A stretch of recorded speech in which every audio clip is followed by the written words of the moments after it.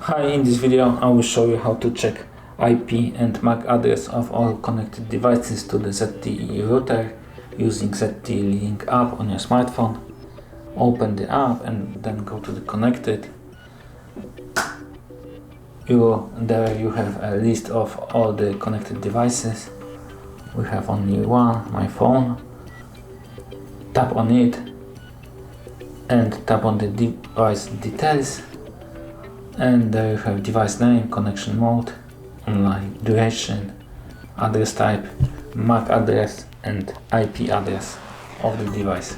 Thank you for watching. If you like this video, subscribe to our channel and give us a like.